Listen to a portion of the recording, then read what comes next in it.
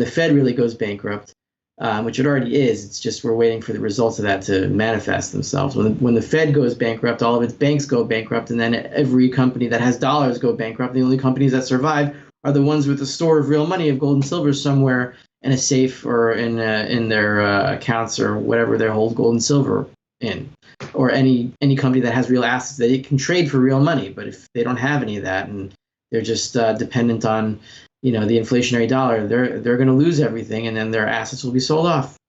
Rafi Farber, the endgame investor, talks about the financial crises.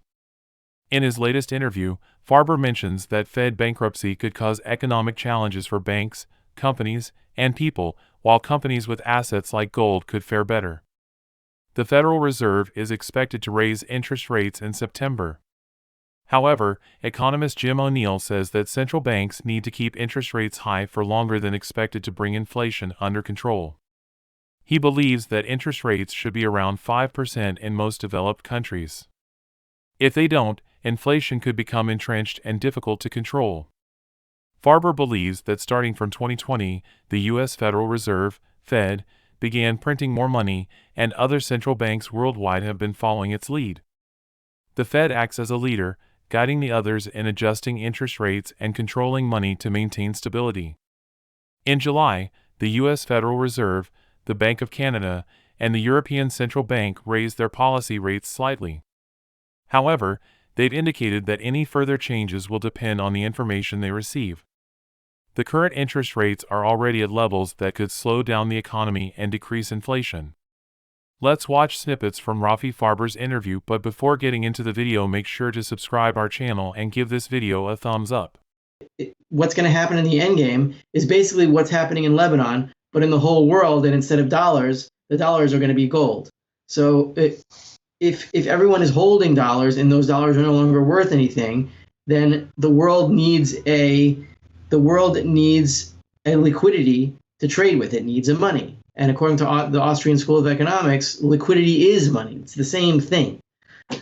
So when we become Lebanon, then everyone who owns gold is going to be able to buy their consumer goods really, really cheaply, including real estate and almost everything. Almost everything is going to be devalued against real money, because in a world where most people don't have money, the division of labor can potentially break down. So you need the economy, the global economy this time, not just the Lebanese economy, but the global economy, to incentivize as much as humanly possible to get that money circulating again, to maintain the division of labor or whatever is left of it. Otherwise, we could really see society break down. We're not going to see that, because the prices, the things that you could get from exchange of gold and silver are going to be so radical and such a good rate that people are not going to be able to resist. That's what's supposed to happen at the end of these cycles, right? And if you just expand what has been happening since 2020, just monetarily, right? The Fed prints a whole bunch of money, expands its balance sheet, and then all of the central banks, they're pretending to be wise on their own and do what they need to do independently for their own countries and their own territories, but really they're just following the Fed because they have to. We're seeing the same thing now. The Fed is pushing up interest rates and putting the brakes on the money supply, and so are the other central banks. They're raising interest rates and putting brakes on the money supply. They're not doing anything independently. Really, the Fed is the central bank of the whole world, and everybody follows it. Why? Because these currency regimes, they have to keep their currencies in a general trading exchange window in order to maintain their economic structures as they have been, or else there's going to be a serious upheaval in their countries where the exporters are going to complain, the importers are going to complain, people are going to lose their jobs, and things are going to have to be reorganized. Garbage that is built up in all these economies, and all the central banks are following the Fed. So, when the dollar falls, meaning to expand that out, when the dollar starts hyperinflate, it's not like the euro is going to do so well all of a sudden. If the dollar hyperinflates and the euro and the ECB decides, okay, we're gonna raise interest rates and strengthen the euro while the dollar collapses, then the entire trade flow relationship between the EU and the United States will reverse, and that's going to disrupt the entire trade system, and these politicians are not built to handle that. So they'll just all hyperinflate with the dollar. Farber also discusses that bank earnings can't be fully trusted. Inflation is their engine, and their assets can be weak. If those crumble, banks could fail. For many years, interest rates were really low. But recently, the Federal Reserve started making rates go up a lot in 2022 to 2023. This made it expensive for banks to have enough money to pay people who deposited money in the banks. A place like Silicon Valley even sold their treasury bonds to get more cash. PacWest Bank was one of the banks affected when 3 smaller banks failed this year. This caused a lot of problems in the banking world, the biggest trouble since the 2008 financial crisis. This made people worried about the banks having enough money, and some even rushed to take their money out of the banks. Farber expects those who hold gold during the next financial crisis in the U.S. to have their purchasing power dramatically increase while the dollar crashes. Let's watch Rafi Farber's interview with Liberty and Finance.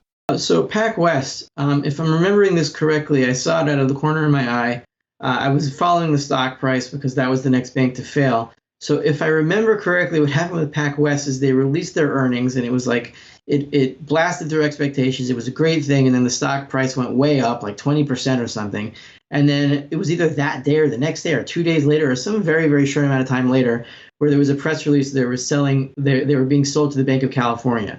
So like, what was that earnings statement about? Like, okay, so they had great earnings and whatever, and the shareholders are really excited, and the high frequency trading algorithms go crazy, and they push the stock up 20%, and then all of a sudden there's a press release, we're selling ourselves to the Bank of California, goes back down.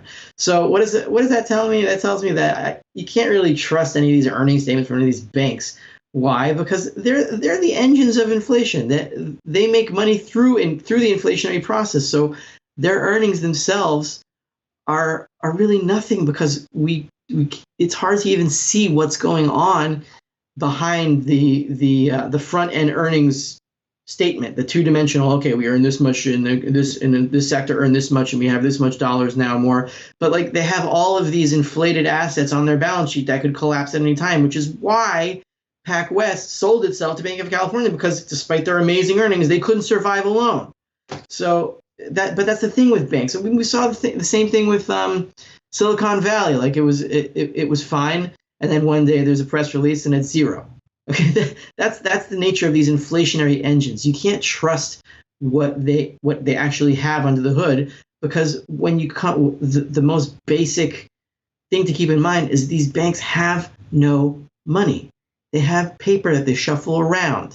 And when the paper goes up, they say, oh, look, we have earnings. And when the paper goes down, they lose them all and lose everything.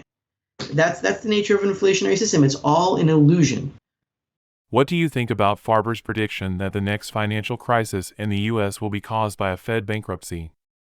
What are your thoughts on the intricate relationship between central banks, inflation, and the value of assets like gold?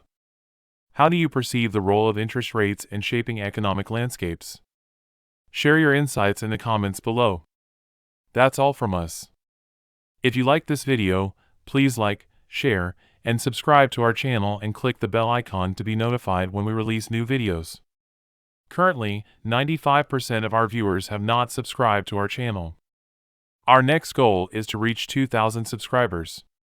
Please consider subscribing to our channel and helping us reach our target.